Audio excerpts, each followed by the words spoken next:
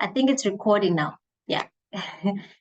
See what happens when you're hosting sessions for the first time. Okay, wonderful. So for today, I will be your host. The session for today is under the theme Drivers to Thriving. And for today, we will be looking at the topic titled Building Your Digital Footprint. So we'll be looking at everything technical related, and I'm sure this is a session that you would all appreciate, especially since, you know, as a student, even as a worker, you're always in one way or another somehow just involved with this technical, forever changing technical world, and you know, with research and everything else that's technology related. So with me, I have the ICS team. I see Thulani is already in the session. I'm not sure if there's anyone else, but I have a special guest named Thulani Khumalo. Thulani, would you like to introduce yourself further? Hi, everyone. My name is Thulani. As been stated, I'm based in medical school. I'm an ICS consultant. Before continuing, I'd like to just let everyone know that Mpome won't be joining us. She just got roped into an agent meeting to pull a report for the VC, so she won't be joining us. But rather, I'll be joined by Luni Ngwane, who's one of the consultants at ICS. Hi, Lungi. Hello. Hi everyone. Thank you for joining us. So I hope that you will gain as much knowledge. Feel free to be engaging, have your questions ready, and have input is ready as well. This is a session that I think everybody would relate to. So they might possibly cover topics or objectives such as, you know, what does one do with the experience phishing, scamming, fraud, identity theft, or being hacked on emails, and also how can one find ways to ensure, to encrypt or ensure authentication. So thank you, our lovely guest. You may take over the session. Thank you. If you have anything to share, should I make you a co-host? Yes, I'd like to present my PowerPoint, unless if I can just speak through it without presenting. Would that be okay? I think I can make you a co-host. I'll Yeah, make you a co-host, both you and Lungi. Can you guys see my screen? Yes, I can. Oh, okay.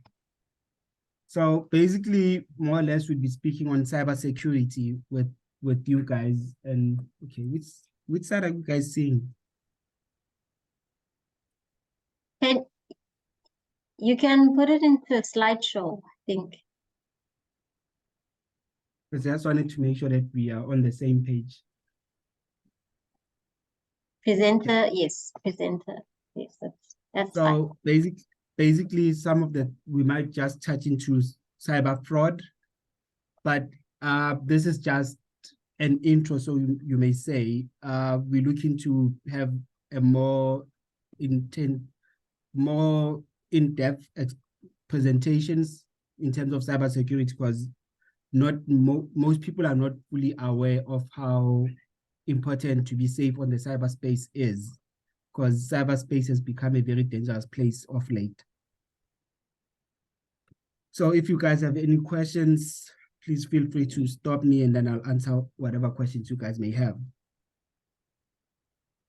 So since the theme is building a digital footprint, we would just like to let students know and staff members know that the university has a lot of information within our servers, so it's up to us to make sure that it stays safe and nothing really gets into our network. So those are some of the things we'd like to educate and use the university communities with. So the type of cyber frauds we may find is that there's email and internet fraud, identity fraud, where people can take your personal information and use it whichever way they feel. There's theft of finances via online shopping and all of those things. There's where one can steal your information and sell it to someone else via the internet. There's cyber extortion, where people can demand money to say, if you give us money, we'll stop this from happening. And then there's also ransomware, where your information can be held at ransom, basically kidnapped, and you are requested to pay money for your own data. Are we still together so far? Hello? Okay. Are you guys still here? Yes, we can hear you. Oh, okay. I thought you guys left me alone here. So the top 5 types of cyber crimes, which are just top 5, there's a lot more, but then we're just going to focus on this. And as we interact with you guys, we'll get to speak more on a whole lot of other things. There's phishing, which some may call it phishing, but it's phishing, basically phishing scams, which is similar to how a fisherman fishes for fish in the lake or on the river. There's internet fraud, which is fraud done over the network, the internet, your Googles, and all those websites. There's also online intellectual property infringements, where someone can duplicate what you've created and call it theirs. There's identity theft. Someone can steal, be it where you are supposed to send your IDs over line. Someone can just use that and purchase things online or open up accounts using your details. There's online harassment and cyber stalking. Online harassment basically is when someone harasses you over the internet, be it on your social pages. It's almost the same as cyberbullying, where someone can bully you over cyberspace without even knowing you. The cyber stalking, someone can just stalk you and find your location wherever you go, stalk you, basically.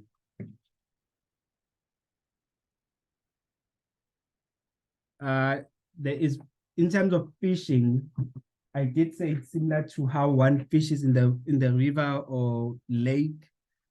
So how that works is there'll be a bait, and when you take the bait, then someone is able to mess with your laptop or your life over cyberspace. So phishing is mostly used as an attack by someone who engineers it and thinks they can overtake your documents, even your details. I'll also tap into examples of the phishing scams so that you guys can see exactly what, because I think some of you have also seen emails whereby you find that someone is sending a whole lot of emails, but the person says it's not them. And normally phishing is when someone sends you documents or communication which looks very authentic and looks like it's real. Like at some point had an email which was going around coming from the dean's office. At some point it was our line manager who was used as the phishing scam. So it's where one can see an email and think, oh, this is credible information, whereas it's not really credible. It's come from a malicious person. So these are 5 common types of phishing. We've got email phishing, which is similar to when someone sends an email and says, hey, you know what, you've won 50,000. I think there was one which was saying that there's a remuneration package, but then you need to click on this link to claim your money, which was not legit, but it looked so authentic. People thought it was really happening. So there's spear phishing. Basically, these are types of phishing where spear is when they're targeting a specific particular group of people. Then there's cloning, where they clone or duplicate an email, then attach it with something that's dangerous. Then when you open it, instead of sending you to the right place, it sends you to the wrong place. Whaling is when they target the guys who are up top, be it your executives and all of that.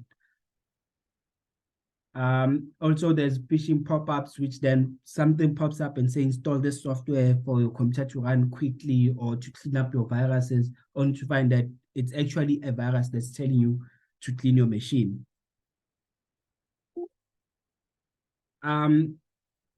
Ways in which one can spot phishing emails: mostly the message is sent using a public domain. It could be Gmail. I could say, for example, create a Gmail account and then send you an email to say, you've been identified as a winner, or one of your relatives has passed and they've left so much money for you to be able to claim your estate or whatever was left for you. You need to click on this link and verify your details, which is fraudulent, but it may look authentic. At times, the display name of the sender and the email don't look the same or don't even mix. So that's something also one needs to look out for when replying to these emails which come off as legit, which they are not. At times, there's a misspelling. Let's say one which was doing the rounds within our university communities. Microsoft was misspelled. Some of the things were not properly in place where they normally should be. So that's another thing of how to look in to see if something is legit or not. The typing, the spelling errors, the grammar of the email. Say, for example, an email says the VC is announcing this and that, but when you look at it, you can actually see that whoever was writing this, English is not Englishy. Basically, even how the email is structured and it's written, it's not making sense, and at times it's not readable, or it's not written in a way that comes across as legit. And also with this phishing mails, it always has a attachment or a link that you need to click on in order to open or to see more information on that email. And the message is normally like, it's an urgent matter, you need to do it quickly, or else at times at some point we had one who says, if you don't change your password, your account will be locked forever, which we don't do that as ICS. We don't even request users to send us their username and passwords. So that's something else you also need to look out for. So these are examples of the phishing emails that have done the rounds within our network. Because if you look at it, there's this update, global payment install, and you may find that as you can see, for those who use Macs, that's a Safari icon. So a Safari icon and a Windows machine don't really mix.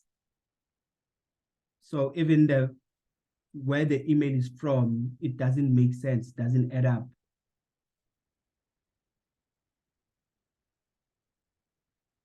Here's another one which claims to be funding students, and you need to click on a link to get money. So at times people look at these things and they get excited and click on them, only had they taken time to read through and see that this has nothing to do with me. I've never really had to be a student in England. Why is England sending me an email for me to authenticate?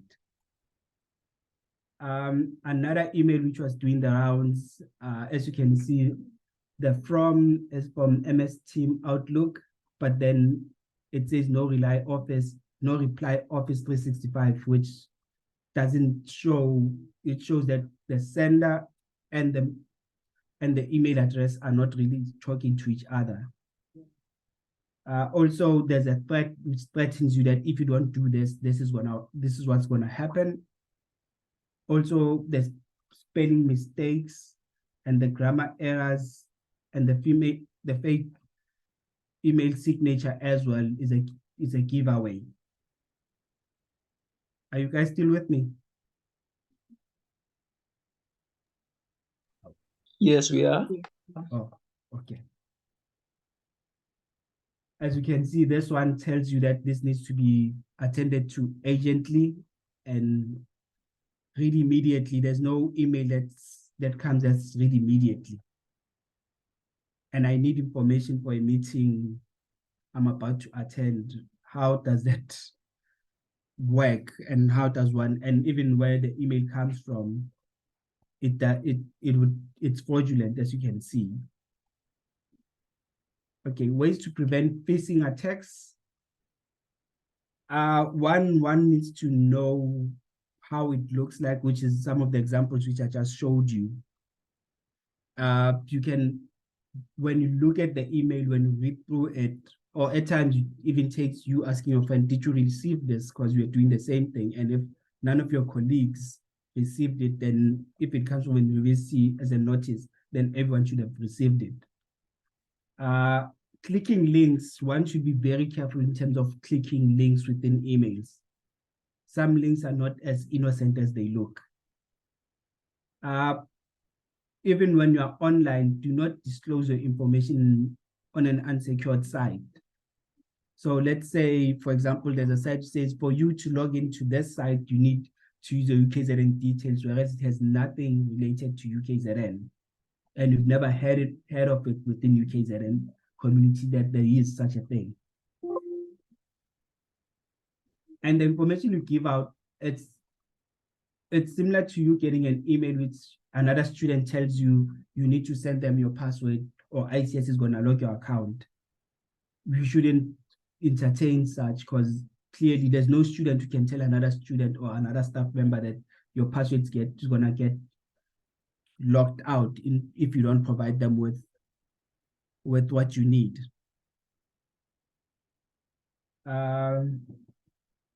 So basically another practice is to rotate your passwords.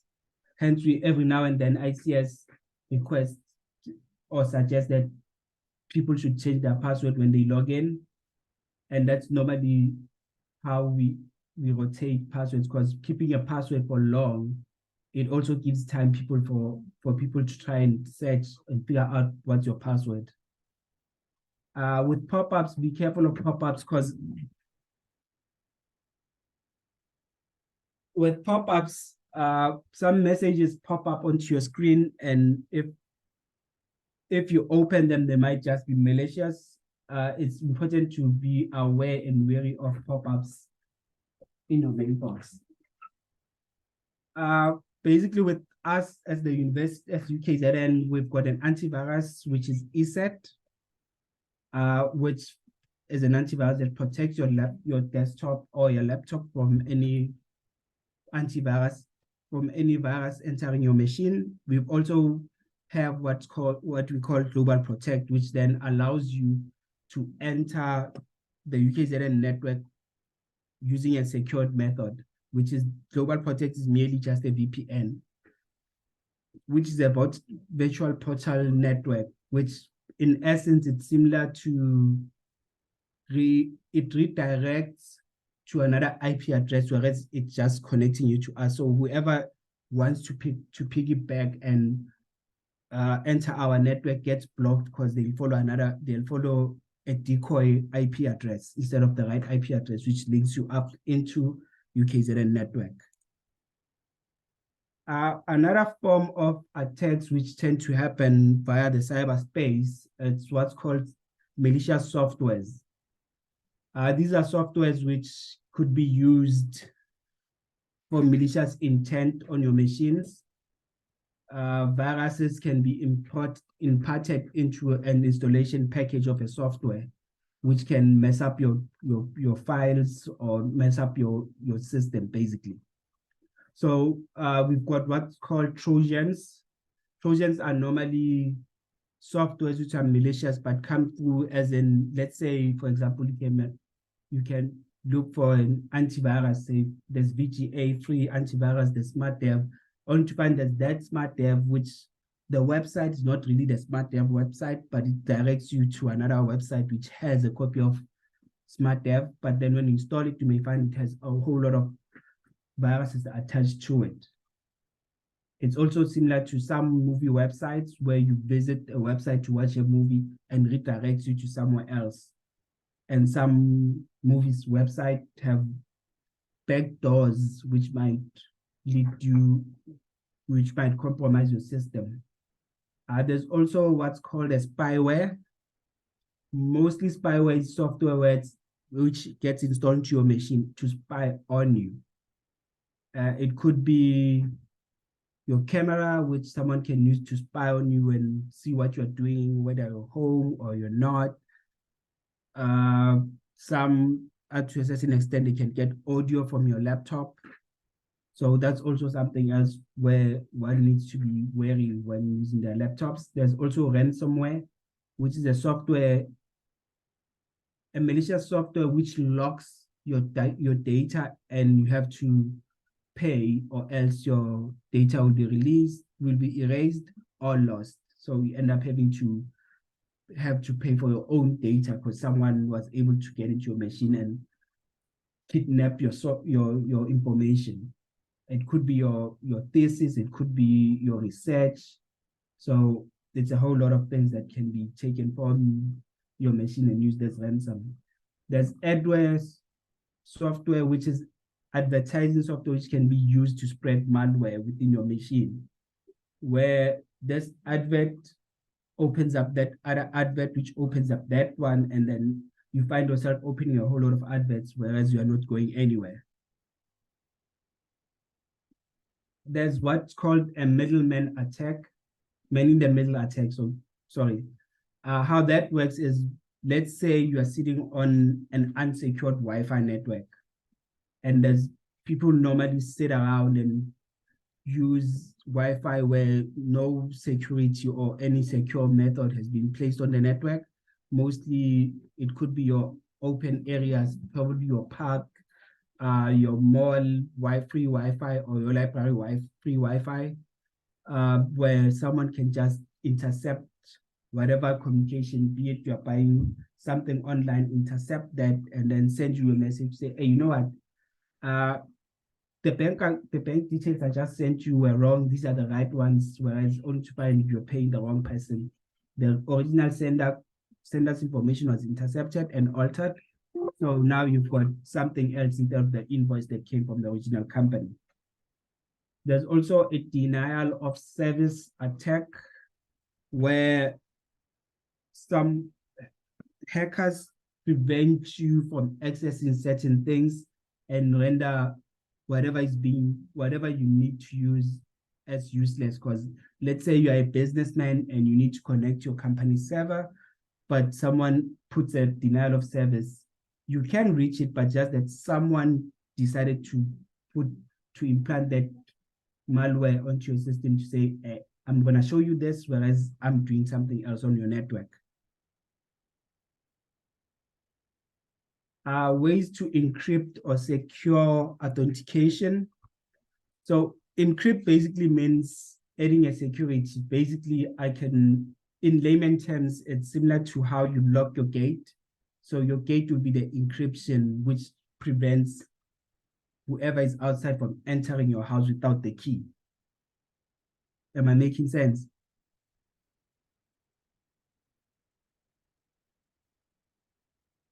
Is everybody there? Yes, we hear Tolani, and so far on my side, yes, you're making sense. Oh, okay. So that's how you encrypt. Basically, encrypting could also be how you protect the documents. Let's say you've got a Word document, you don't want other people to read or use. You can just encrypt it, add a password onto it, so that when someone opens it, it requires a password. That's you encrypting your Word document.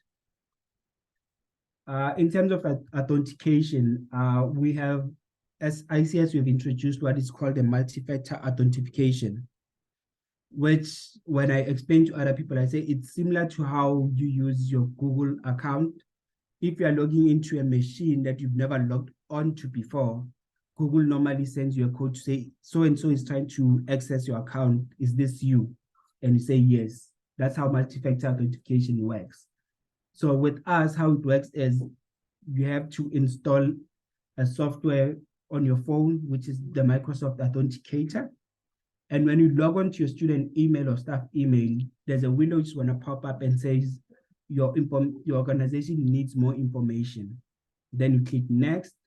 When it goes on to the next window, it could say, it actually says you need to install MFA, which is a multi-factor on your phone. Once you've installed it, you then go on to MFA, which is the multi-factor on your phone, and say add an account. Once you've added an account, it's going to give you an option to scan the QR code, which I find is more easy to do. Once you scan your QR code, it then links up to your phone. In that way, for you to proceed, it's going to show you a number on your phone, which you need to punch in onto your phone and say, yes, it's me. And furthermore, there's a code which expires every 30 seconds. So that code is required for you to log in, but you only do the MFA once you log into the device for the first time.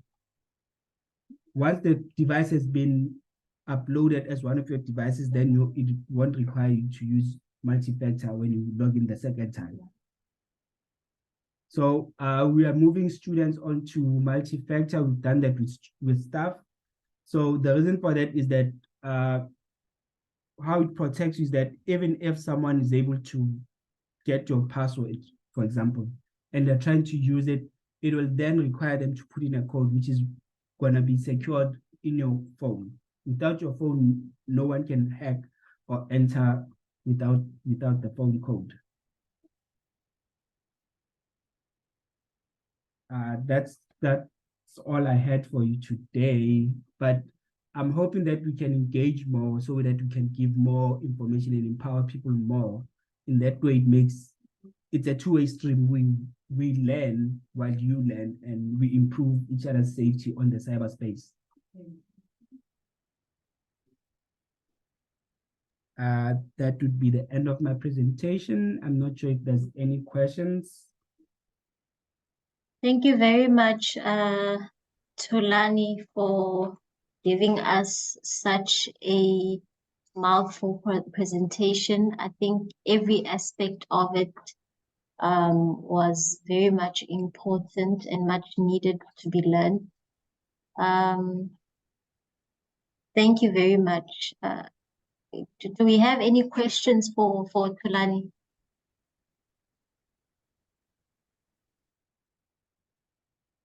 No questions on my side. It was all clear. Wonderful. Thank you, Aneta. Sorry, Nandisile, can I just, I can't seem to raise my hand. I don't know what's wrong with this app today. Just one thing that I think we take for granted is that our digital footprint is everything you do.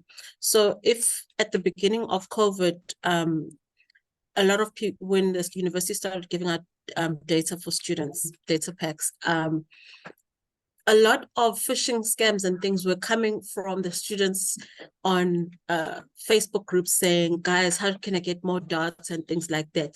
So we just need to remember that the internet never forgets. There are people who literally make a living sitting and watching your behavior to see how they can intercept this. So even your behaviors on social media, what you cry about, you'll find if you're a person who's in a lot of groups and all of a sudden you're saying, at home, for example, we're not a well-off family, we'd like, does anyone know how to get information from SESA? Those people start coming, the scammers will start coming into your mailbox to say, I know how, send this information, da, da, da, da, da, and they'll start to try and get that information. So if you can all just make a point to know that everything that happens on the internet stays on the internet, and people will use that data to try and get access to whatever the case may be, even if it's your last 50 Rand, as an example. But 50 Rand times 300,000 people is a large sum. So don't take it for granted that, oh, it's just me and my 50 Rand that's left in my bank accounts. That 50 Rand is a larger pool of 300,000 other 50 Rands. as an example. So just always remember that the internet never forgets, ever, like ever.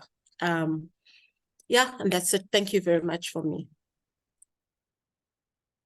Thank you. Thank you. Yeah, I'm really seeing all the intricacies that go into ensuring how the importance of basically encrypting your information, authentication, all of that, because with all the different types of criminal acts that could take place online, with everything that Tulani was mentioning, it was quite interesting to see. Hey, it was really quite interesting to see.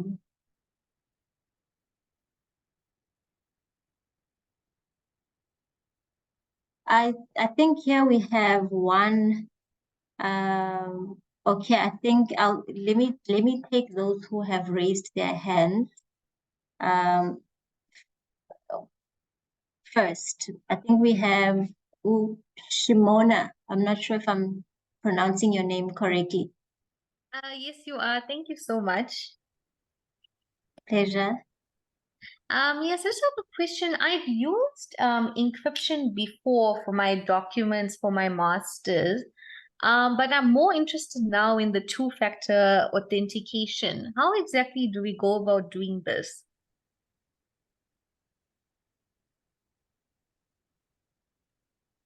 Simona? Yes. I can send you out a document which will entail, but basically I can even take you through it whilst we're here. Okay, awesome. Are you sitting in front of a computer or a laptop? Yes, I'm on my laptop. So I'm gonna need you to go onto your Play Store and install Microsoft Authenticator. Okay.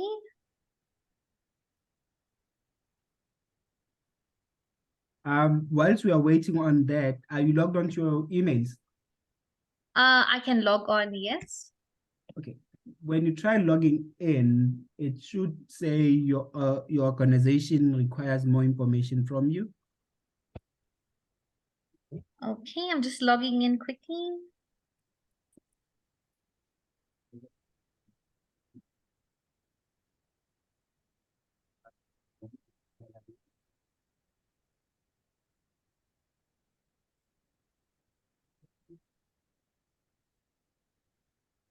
Hello?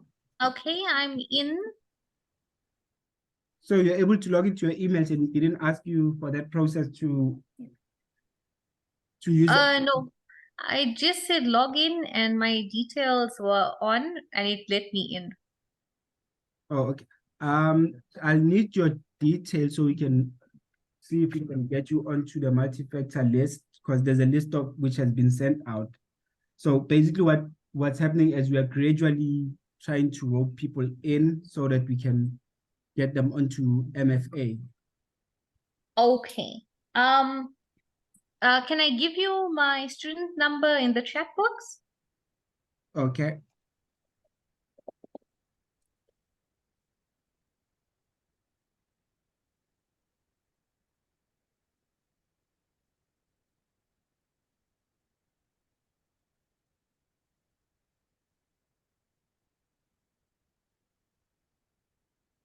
Shimona, I think you've sent Oh, it I directly sent to the wrong person. to me. Sorry.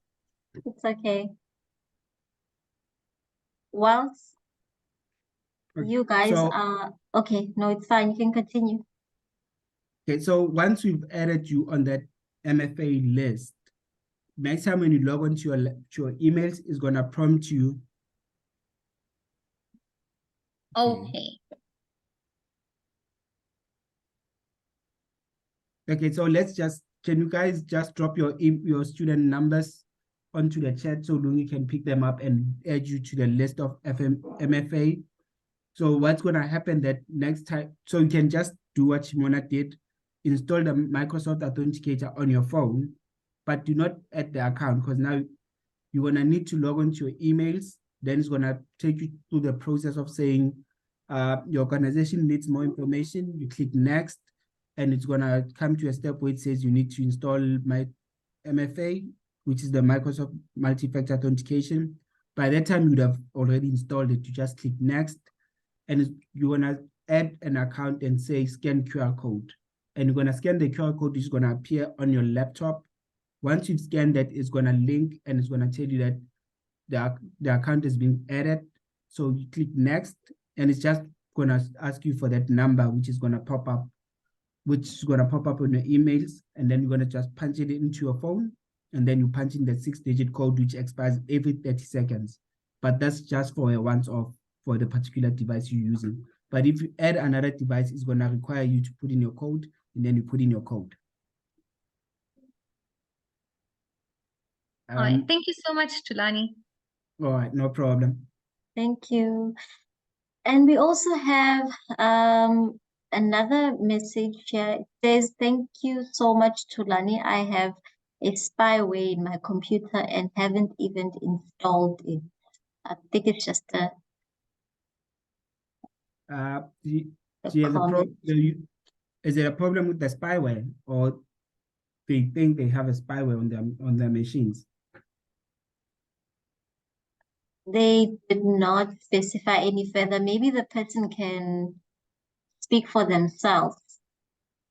I think another thing is that if you have any issues in terms of the antivirus that you're using, because there are those free antiviruses, as much as they are free, one should be wary that at times something that's free won't really give you the full functionality of a paid antivirus. Okay, wonderful. I hope that was clear to the person who sent this message. Let's see if we have they any. can still Yes, come through to our working centers. We can assist where we can. noted. Do we have anyone else who has a question for the ICS team?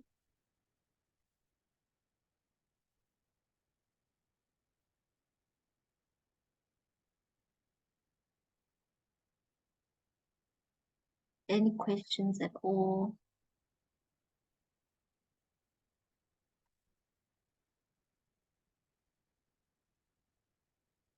Any, or not questions even, any comment? Any statement that you'd like? Good morning, everyone. I actually joined late, so I missed most of what was happening. So I would ask, in a nutshell, Mr. Tulani, if you could just, just briefly share with me, just quickly. I don't want to keep you back. I know you've done your bit, but I just want to get an idea as to what we're dealing with today. Basically, I was speaking on cybersecurity in terms of what kind of threats are out there. Some, not all of them, because if I went through all of them, we'll be here for, until. So in essence, I can also, I'm not sure, I can send the document to Nandisile, or she can just forward through the recording of the meeting. So probably can just listen through the training via the Zoom meeting, because it is recorded. I'm not sure if that's okay, or you want me to explain further. No, that's okay, sir. That's okay. I appreciate it. No. Another request is someone is asking if you could share the antivirus name you mentioned earlier. And then another person is asking, where is the walk-in center located? Oh, okay. So basically, the antivirus which we use is the university antivirus. It's called ESET or Note 32. So all the machines within the UKZN community use that software. It's called ESET. Yes, ESET. How do you spell that? No, let me just drop the name on the chat. Okay, thank you.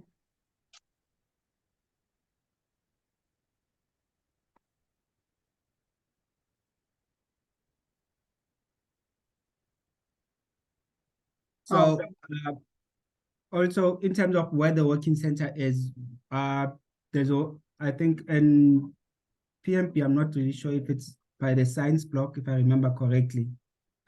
But then I think if you just, okay, let me just mention the ones I'm sure of. And Lung can correct me if I'm going astray. With medical school, it's on the second floor in the student lane in the main building. Shepston, it's Shepston building level 5. I think Edgewood, it's by the orange lane. Westville, it's by Governing Beggy, by L Block. I think if I'm not mistaken, the PMP working center should be by the science building. But I'll just verify that and then I'll put it in the chat. Wonderful. Thank you. Okay. So any further comments, questions before we close off?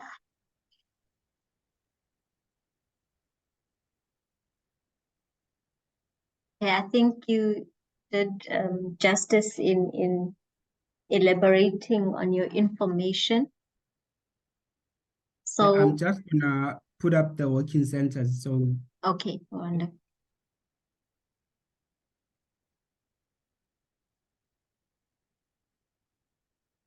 okay, we just do this. And do you have any links to share for those who can be able to start the process on their own? For the multi-factor. Yes. Okay. Pardon? The thing is, yes, if it's for the multi-factor, we need to add you to a list. Okay.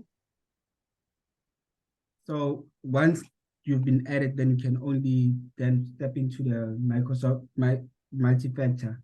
Because without it, it won't give you that step which says you're, oh, okay, I think Lung has just sent through where our working centers are on all campuses. Thanks, Lungi.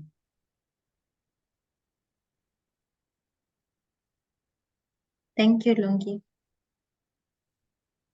All right. I take it as you have come to the end of your discussion, Tulani.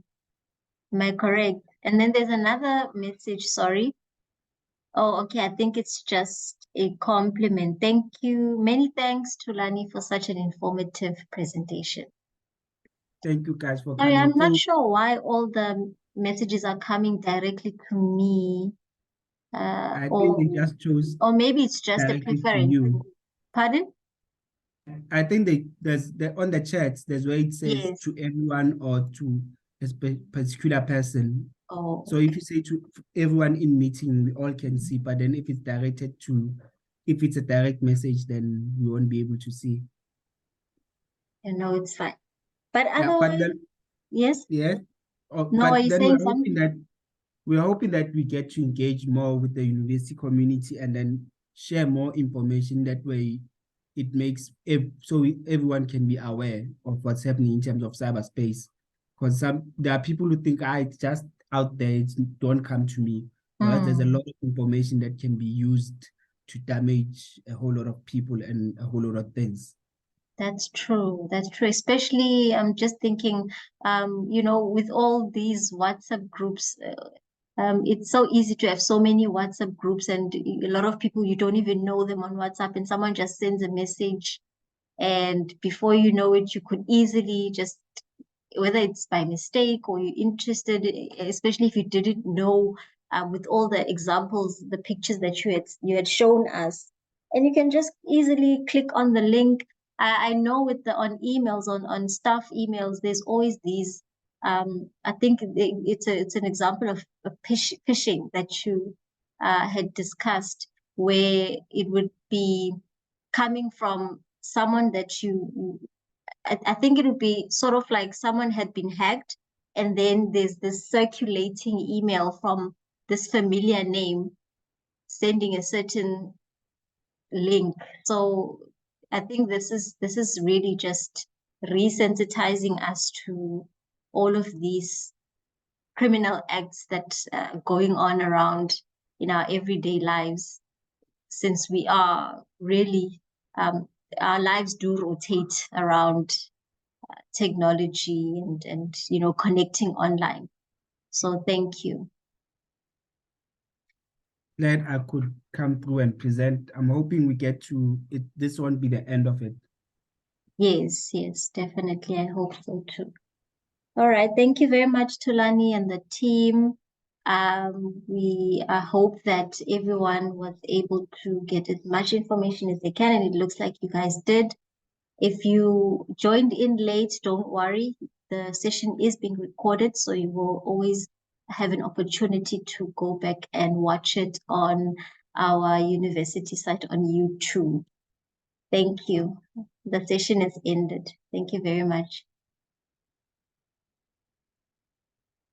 Thank you, everyone. Enjoy your evening. Thank you, Thank everyone. you. Bye. Bye-bye.